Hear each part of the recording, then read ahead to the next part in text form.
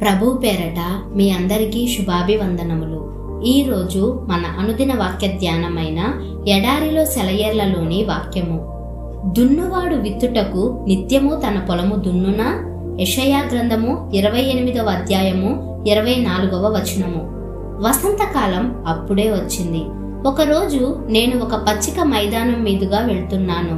గడ్డి మెత్తగా పట్టుకుచ్చులాగా ఉంది. మైదానంలో ఓ చివరగా ఒక పెద్ద చెట్టు. అది ఎన్నెన్నో పక్షులకి నివాస స్థానం. ఆ మైదానంలో వీచే చల్లని గాలి అంతా ఆ పక్షుల కిలకిల రావాలతో నిండిపోయి ఉంది. ఆ చెట్టు క్రింద ఒక ఆవు పడుకొని నెమరు వేస్తుంది. బాటకి యువతలగా ఒక పొదకి బంగారు చెంగావి రంగులు కలబోసిన పూలు గుత్తులు గుత్తులుగా పూసాయి. దానిపై ఓ వైలెట్ పూలు పూసిన తీగ ఎగబ్రాకి ఉంది. ఆ ఫెన్సింగ్ ని ఆనుకొని అలా నిలబడిపోయి ఆ దృశ్యాన్ని తదేకంగా చూశాను. ఇంతకంటే అందమైన గడ్డి మైదానం, అందమైన దృశ్యం మరెక్కడా లేదనుకుంటా. తర్వాతి రోజు కూడా అటుగా వచ్చాను. చూస్తే ఏముంది, అంతా నాశనం. ఒక రైతు నాగలి నానుకొని నిలబడి ఉన్నాడు. అంతా వికృతమైన నాగటి చాళ్లు. మెత్తటి పచ్చిగడ్డి స్థానంలో బయటకి వచ్చి నగ్నంగా కనిపించే ముదురు గోధుమ వన్న మట్టి. పక్షుల పాటలకి బదులు అక్కడక్కడ కొన్ని కోళ్లు పురుగుల కోసం నేలను మట్టగిస్తున్నాయి. ఆ పూల పొద వైలెట్ పూలు పూసిన లతలు ఏమైపోయాయో. చాలా బాధపడ్డాను.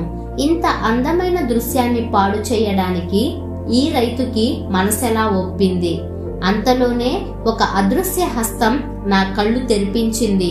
నా మనోనేత్రాల ముందు ఓ రూపం కదలాడింది.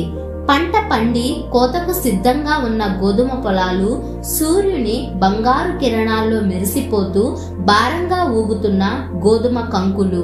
ఆ బంగారు కంకుల మధ్య నేల నిన్నటి కంటే వింత అందాలను సంతరించుకుంది. మన పరమ సేద్యగాడు వచ్చి మన హృదయాలను నాగలితో లోతుగా దున్నేటప్పుడు మనకి ఎంతో అందంగా కనిపించిన వాటిని త్రొవ్వి వేళ్లతో సహా పెకిలించినప్పుడు బాధగా చూస్తున్న మన కంటికి ఆ ఎర్రని నేల మాత్రమే కనిపించినప్పుడు మనకి ఈ దర్శనం కలగాలి. పుష్కలంగా పండి కోతకు సిద్ధంగా ఉన్న పొలాన్ని మన ఆత్మ నేత్రాలతో చూడాలి. దేవుడు నా ఆత్మను దున్నుతుంటే నేనెందుకు పెనుగులాడాలి? సగం పనిచేసి వదిలేసే సోమరి రైతు కాదే నా దేవుడు. పంట పండించడం కోసమే ఆయన ఇది చేస్తున్నాడు.